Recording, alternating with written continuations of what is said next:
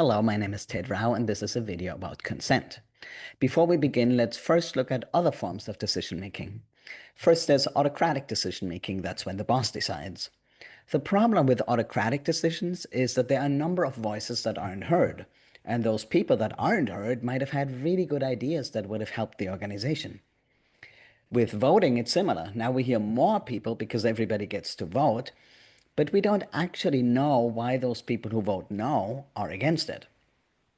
So again, we lose valuable information that would have helped the organization to make more informed choices. If we make decisions by consensus, or as we will hear, by consent, we need to hear all the voices because everybody could potentially have valuable information that would move us forward or avoid mistakes.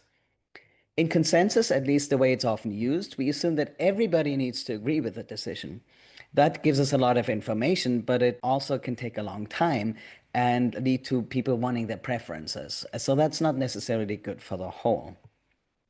Consent is pretty similar to consensus. Again, everybody needs to vote in favor of the proposal, or in other words, consent. But there's one important difference. You can only say no if you have an objection. You can't just say no without a reason. So what is an objection? An objection means that someone sees a reason why the proposal would create harm. For example, because it undermines our overall aim or other agreements that we have. That now means that we consent if there's nothing wrong with the proposal and it's good enough for now and safe enough to try. That makes it much easier to make decisions. All we need is a proposal that's good enough to try out. The good thing about consent is that it asks group members to align the decisions with what is good for the group and its work. And here's a really interesting flip. Now, objections are a good thing because they help us stay focused. We don't really want to violate our own agreements or undermine our own progress. And we're grateful when somebody notices that we're off track and objects. The consent process is very simple. It's 3 steps. First, we make sure people understand the proposal. That typically means that somebody presents something and then we do a round of clarifying questions and answer them if possible. Then we go around and ask everybody for their reaction. So just what they think. It's useful to hear that in all the nuances because it brings us closer together and builds coherence over time. And then we ask for consent.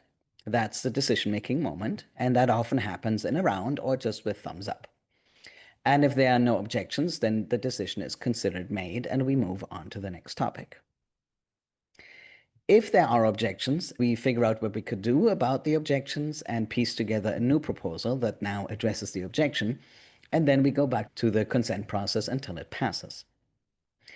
There are different ways of integrating an objection. The first one is to modify the proposal. Just amend it to address the wisdom that the objection brought in. The second is to shorten the term. Decisions are always made for a time period because everything changes over time. If something seems a little risky, we don't have to say no all the way, but we can just try it out for a shorter period of time. The third option is to agree on an early warning system.